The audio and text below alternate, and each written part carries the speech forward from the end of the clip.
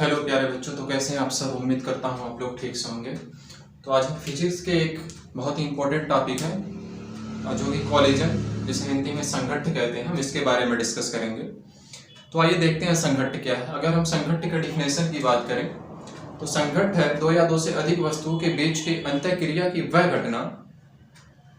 घटना के पश्चात वस्तुओं के वेग तथा पथ में मात्रात्मक परिवर्तन हो जाए, उसे हम संघट्ट कहते हैं। जैसा कि यहाँ पे हमने डिफिनेशन को लिख दिया है, कोलिजन संघट्ट किसे कहते हैं। तो यहाँ संघट्ट की परिभाषा है, दो या दो से अधिक वस्तुओं के बीच की अंतःक्रिया की वह घटना जिसके पश्चात वस्तुओं के पथ तथा वेग में मात्रात्मक परिवर्तन हो जाए, उसे संघट्ट कहते हैं या संघट्ट कहलाता है। जैसे फॉर एग्जांपल के लिए अगर देखा जाए बैट तथा बॉल के बीच में बहुत ही कम समय अंतराल में जब बैट से बॉल पर एक फोर्स लगाया जाता है तो बहुत ही कम समय अंतराल में गेंद और बल्ले की जो पथ और वेग होते हैं वो चेंज हो जाते हैं।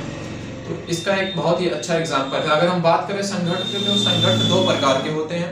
पहला होता है प्रत्यास्थ संघट्ट या पूर्णतः प्रत्यास्थ संघट्ट भी कह सकते हैं, और दूसरा होता है अप्रत्यास्थ संघट्ट। तो जो प्रत्यास्थ संघट्ट होता है उसकी डिफिनेशन की अगर बात करें तो प्रत्यास्थ संघट्ट में क्या होता है, संघट्ट के पश्चात जो वस्तुओं का गतिज ऊर्जा और संवेग रहता है दोनों समान रहता है। लेकिन अप्रत्यास्थ संघट्ट में क्या होता है, वेग के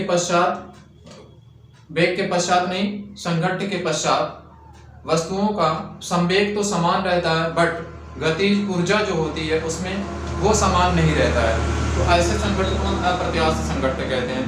आइए हम यहाँ पे लिखते हैं, जो संघट्ट होता है दो या दो से अधिक वस्तुओं के बीच के अंतःक्रिया की वह घटना जिसके पश्चात वस्तुओं के पथ तथा वेग में मात्रात्मक परिवर्तन हो जाए, उसे संघट्ट कहते हैं। जैसे संघट्ट दो प्रकार के होते हैं।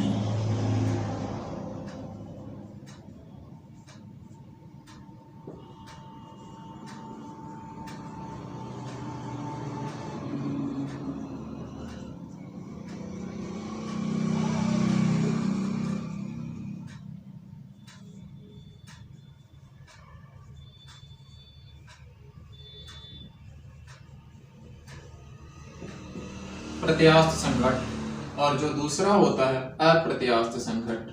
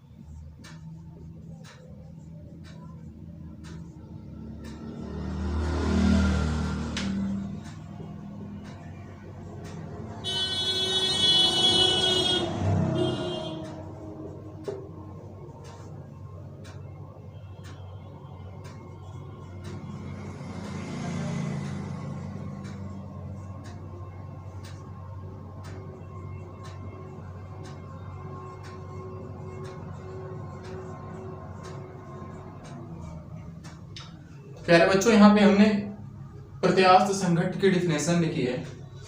जब वस्तुओं के बीच कार्य करने वाला बल संरक्षी हो, अर्थात संघट्ट के पश्चात वस्तुओं का संवेग तथा गतिज ऊर्जा दोनों अपरिवर्तित हो, तो ऐसे संघट्ट को हम प्रत्यास्थ संघट्ट कहते हैं। जैसे किसी बर्तन में गैसों के अणुओं के बीच का टक्कर, और अगर संघट्ट को देखा जाए तो संघट्ट में मैंने एक एग्जांपल लिया था बैट और बॉल के बीच का संघट्ट, और यहाँ पे मैंने एग्जांपल अभी प्रत्यास्थ संघट्ट में एग्जांपल दिया।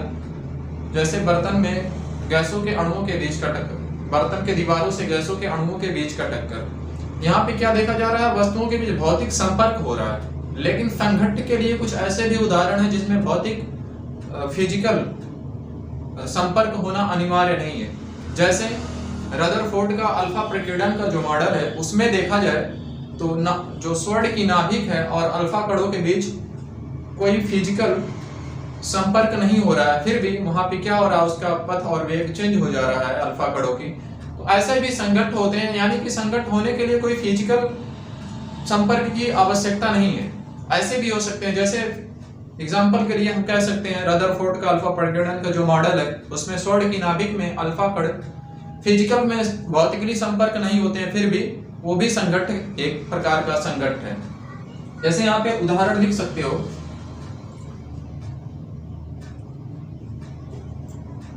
जैसे बर्तन के दीवारों तथा गैसों के अणुओं के बीच का टक्कर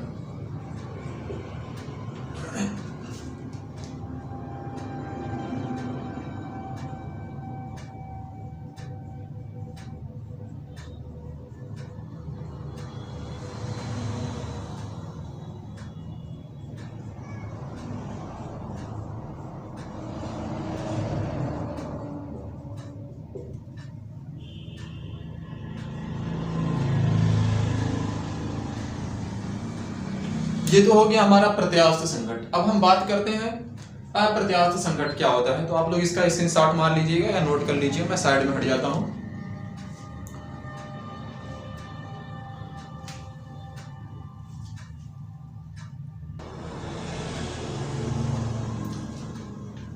प्यारे बच्चों, अब मैं बात करता हूं अप्रत्यास्थ संघट्ट, जो कि संघट्ट दो प्रकार के होते हैं, संघट्ट प्रत्यास्थ संघट्ट और अप्रत्यास्थ संघट्ट। अब हम बात करते हैं अप्रत्यास्थ संघट्ट के बारे में। तो आइए देखते हैं इसकी डिफिनेशन क्या होती है। अप्रत्यास्थ संघट्ट में सेम वैसे ही जैसे प्रत्यास्थ संघट्ट की परिभाषा, पहले तो आप डिफरेंट समझ लीजिए इन दोनों में डिफरेंस क्या है, तो आपको आसानी से याद हो जाएगा।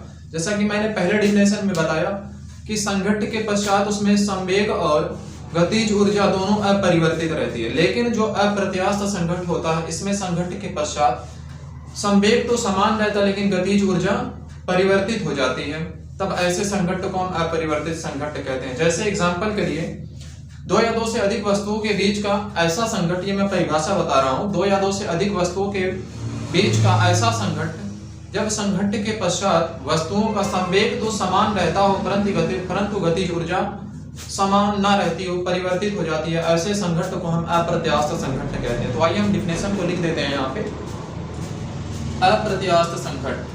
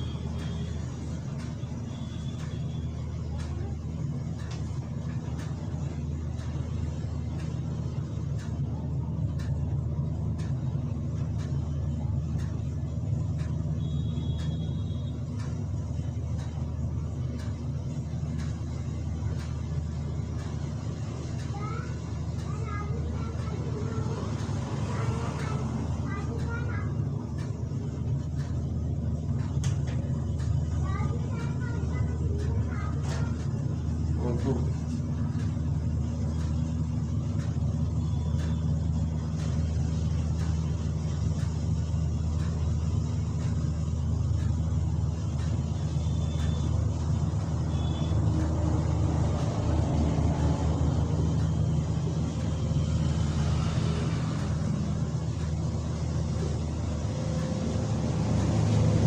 प्यारे बच्चों, मैंने यहाँ पे अप्रत्यास्थ संघट्ट की परिभाषा लिख ली है। आप लोग मेरे साथ साथ कॉपी पे नोट करते हुए चलिए, ताकि आप लोगों को बाद में भी रिवीजन करने में आसानी रहे। तो हमने यहाँ पे अप्रत्यास्थ संघट्ट की परिभाषा को लिख दिया। दो या दो से अधिक वस्तुओं के बीच का ऐसा संघट्ट जब संघट्ट के पश्चात वस्तुओं का संवेग समान रहे परंतु गतिज ऊर्जा असमान हो जाए, तो ऐसे संघट्ट को हम अप्रत्यास्थ संघट्ट कहते हैं। यहाँ पे आप देख सकते हैं, दो या दो से अधिक वस्तुओं के बीच का ऐसा संघट्ट जब संघट्ट के पश्चात वस्तुओं का संवेग तो समान हो परंतु गतिज ऊर्जा समान न हो, ऐसे संघट्ट को अप्रत्यास्थ संघट्ट कहते हैं। संघट्ट जो होता है दो प्रकार का होता है। एक विमीय तल में संघट्ट अप्रत्यास्थ संघट्ट और दो विमीय तल में अप्रत्यास्थ संघट्ट, जिसके लिए फार्मूला भी प्रूफ होता है। तो प्यारे बच्चों, मैं अगली वीडियो में इनके फार्मूले को प्रूफ करूंगा और आप लोग, उम्मीद है आप लोगों को समझ में आया होगा। अगर प्यारे बच्चों हमारे इस वीडियो से आपको कुछ समझ में आया हो तो हमारा सपोर्ट करिए और हमारे इस चैनल को सब्सक्राइब करिए और लाइक करिए और अपने दोस्तों में जरूर शेयर करिए। तब तक के लिए, अगले वीडियो के लिए प्यारे बच्चों, जय हिंद।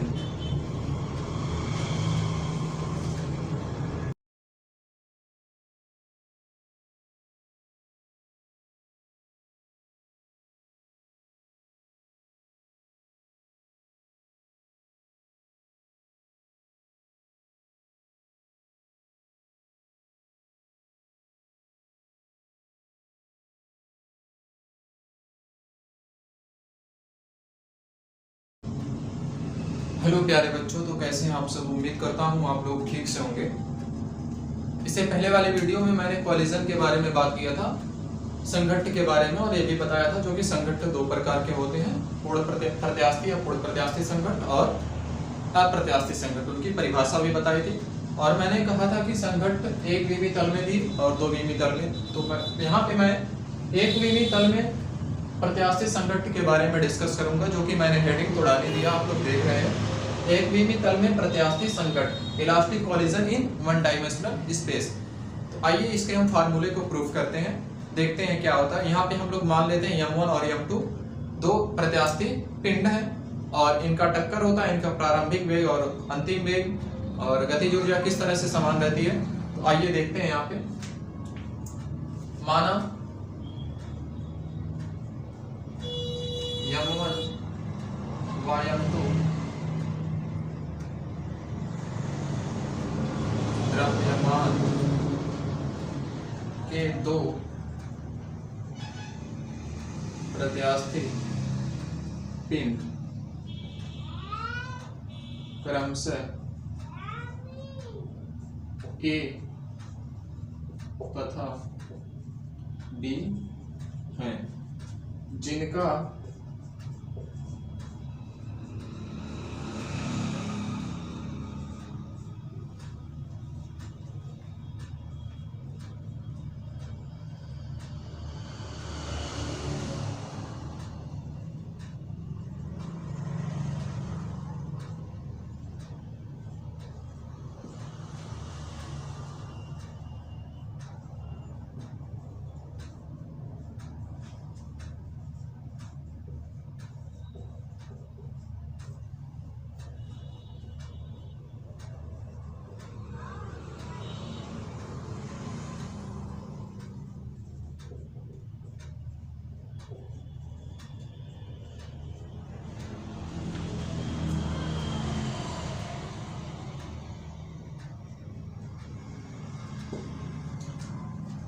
तो प्यारे बच्चों यहाँ पे आप लोग देखिए, जैसा कि हमने मान लिया है, माना m1 व m2 द्रव्यमान के दो प्रत्यास्थी पिंड क्रमशः A तथा B हैं, जिनका इनिशियल वेलोसिटी यानी कि प्रारंभिक वेग u1 तथा v2 तथा संघट्ट के पश्चात इनका वेग क्रमशः v1 तथा v2 हो जाता है। क्योंकि हर एक प्रकार के संघट्ट में उनका संवेग संरक्षित रहता है, तो इस नियम से, चूंकि प्रत्येक प्रकार के संघट्ट में संवेग संरक्षित रहता है। अतः चूंकि T इक्वल टू होता है mv, संवेग बराबर द्रव्यमान गुणे वेग होता है, इसलिए संघट्ट के पहले दोनों पिंडों का संघट्ट के पश्चात, जैसे यहाँ पे दो पिंडों को मान लो, यहाँ पे एक पिंड A, ठीक, एक पिंड A हो गया और ये u1 वेलोसिटी से इस साइड में गतिमान है, और एक पिंड को यहाँ पे ये B मान लो, ये u2 वेग से गतिमान है। अब दोनों इसी साइड में है, तो यहाँ पे लिख लो संघट्ट के पहले,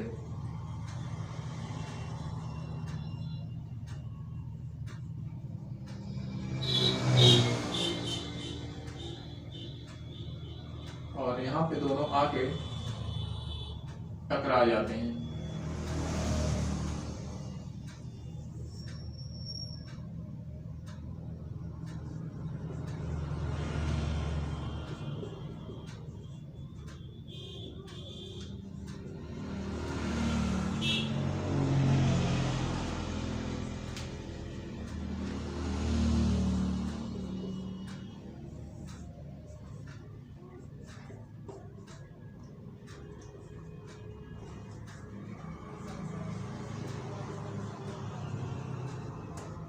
जैसा कि प्यारे बच्चों यहाँ पे आप लोग देख रहे हो,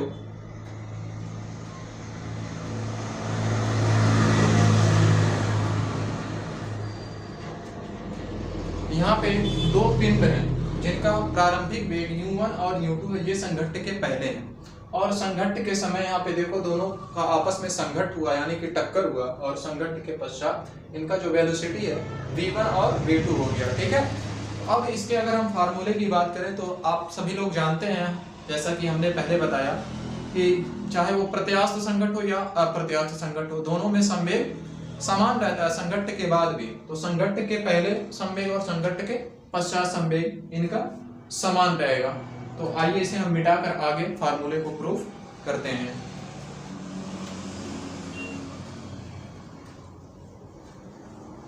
इसका आप लोग स्क्रीनशॉट मान लीजिएगा, मैं साइड में हो जाता हूँ, मैं इसको पूरे को मिटा रहा हूँ और फिर से हम सवाल को सॉल्व कर रहे हैं।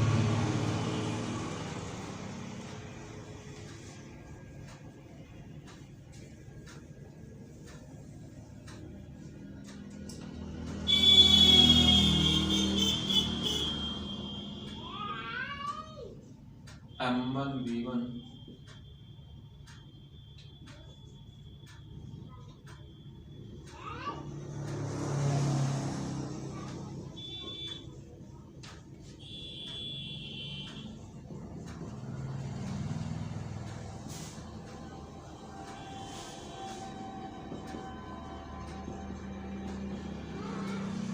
अब यहाँ पे देखो, यहाँ पे हमने आगे जो हम विचार करेंगे यहाँ पे v2 रहेगा। यहाँ पे आगे हम जो विचार करेंगे वो सदिशों के हम परिणामों पर विचार करेंगे, क्योंकि सभी पिंडों की जो गति है, दिशा है, वो सरल एक ही दिशा में, एक ही दिशा में गति कर रहे हैं, इसलिए हम इन सदिशों के परिणामों पर विचार करेंगे। तो यहाँ से हम केवल सदिशों के परिणामों को ले रहे हैं, m1 u1 plus m2 u2 equal to m1 v1 plus m2 v2।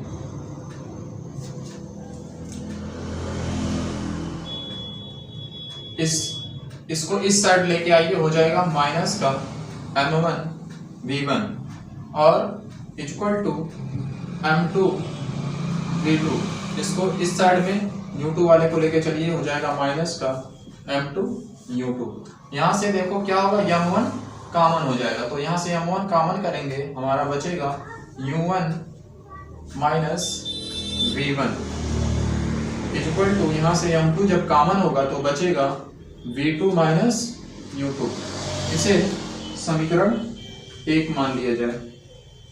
चूंकि संघट्ट पूर्ण प्रत्यास्थी संघट्ट है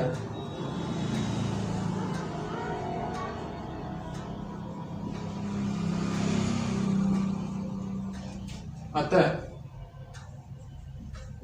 गतिज ऊर्जा भी समान होगी।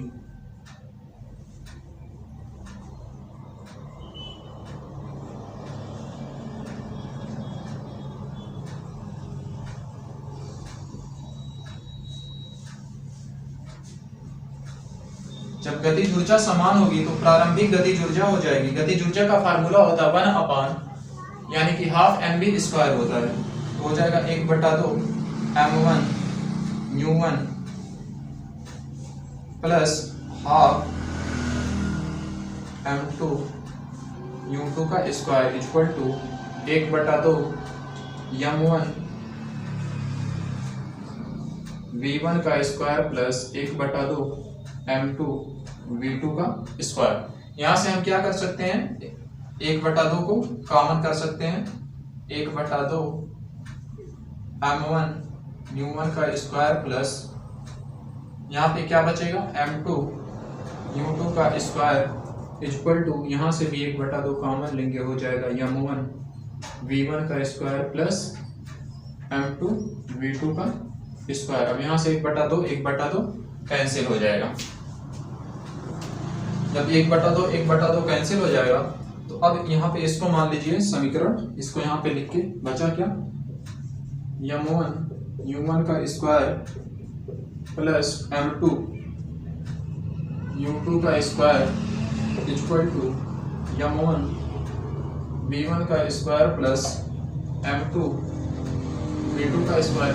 m1 को इस साइड लेके आइए, m1 u1 का स्क्वायर माइनस का m1 v1 का स्क्वायर इक्वल टू इधर बचा क्या m2 v2 का स्क्वायर। अब m2 u2 को उस साइड में ले जाइए, हो जाएगा माइनस m2 u2 का स्क्वायर। यहाँ से m1 कॉमन हो जाएगा क्योंकि दोनों में m1 है। m1 जब कॉमन होगा तो u1 का स्क्वायर माइनस v1 का स्क्वायर इक्वल टू, अब यहाँ से m2 कॉमन करिए, हो जाएगा v2 का स्क्वायर माइनस u2 का स्क्वायर। इसे समीकरण 2 मान लीजिए। समीकरण 2 में क्या करिए, समीकरण 1 का भाग दे दीजिए। तो समीकरण 2 में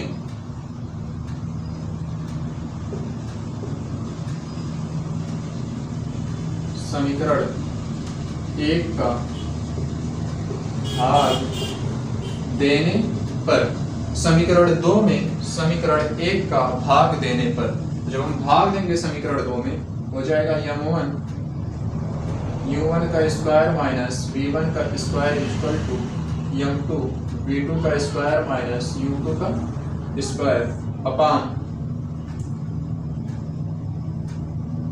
m1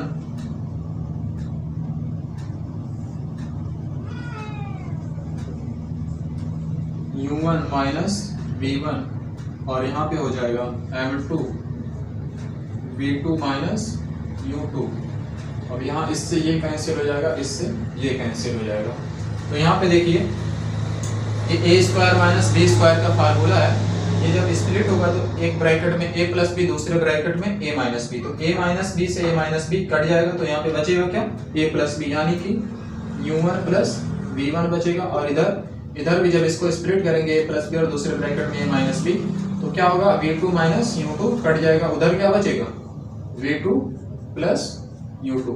ये हमारा इतना सिद्ध होके आया है। तो इसका आप लोग स्क्रीनशॉट मान लीजिए, फिर इसके आगे मैं और भी फार्मूला प्रूफ करने के लिए आगे प्रूफ करता हूँ इसे मिटाकर।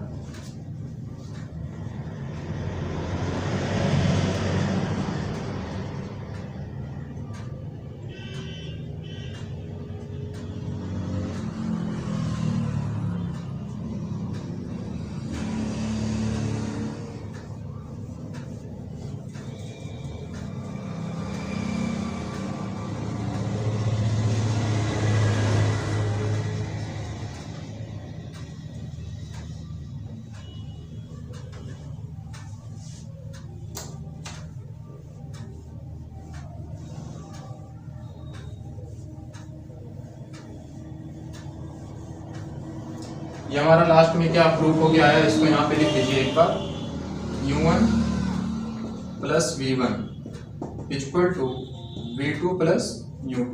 तो इसे भी हम मिटा दे रहे हैं।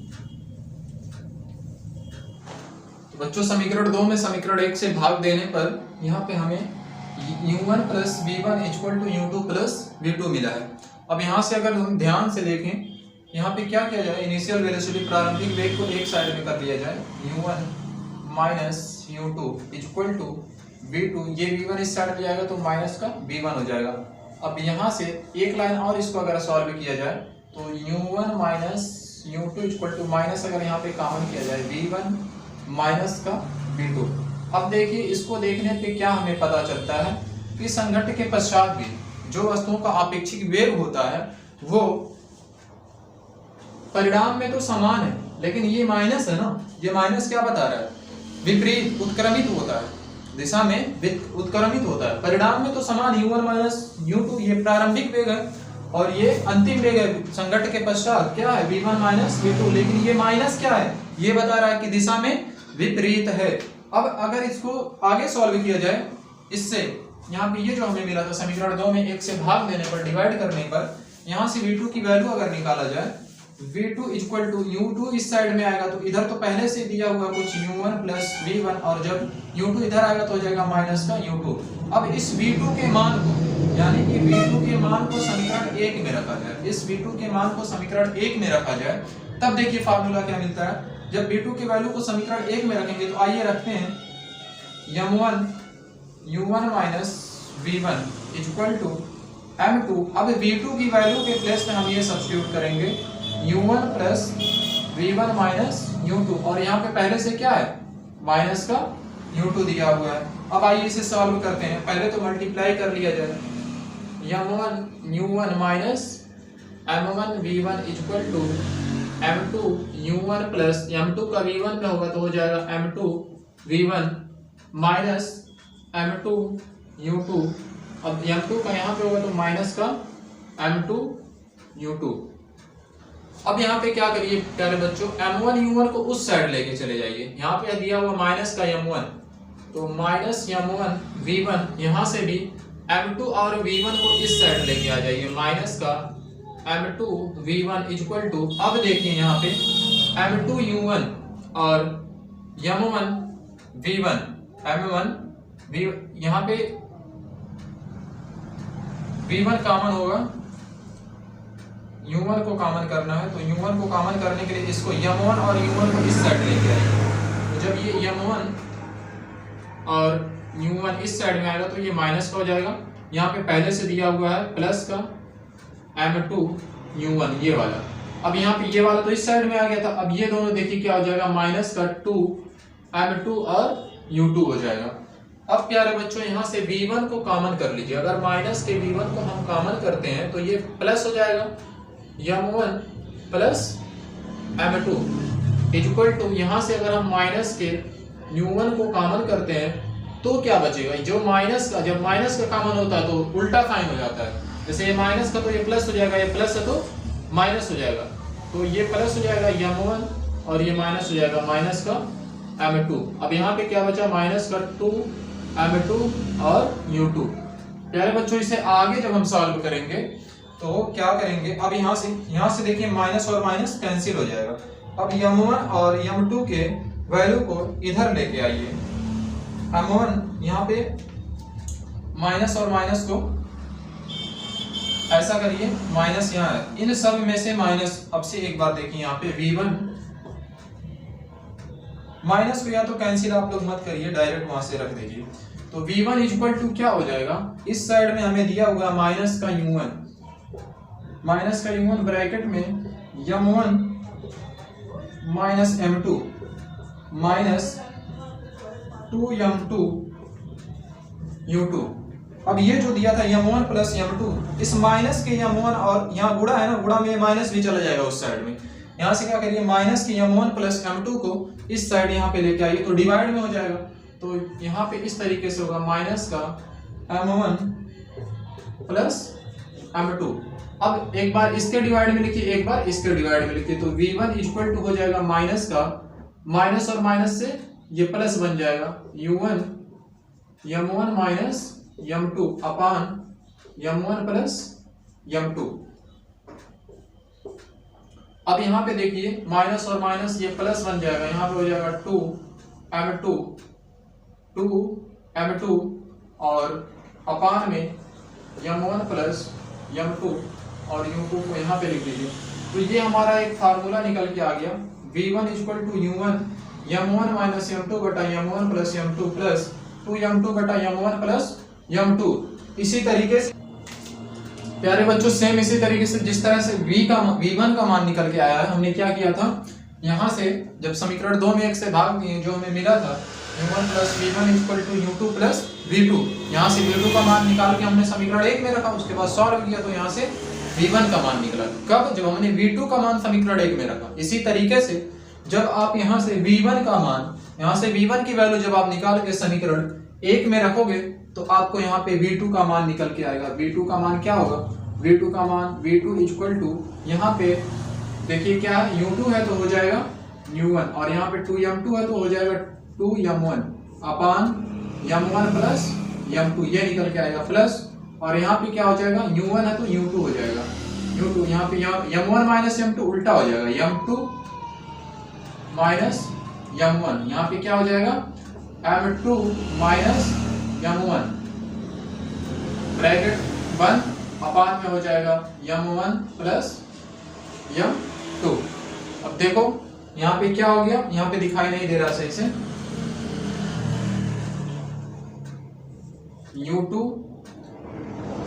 m2 माइनस m1 बटा m1 प्लस m2, ये हो जाएगा।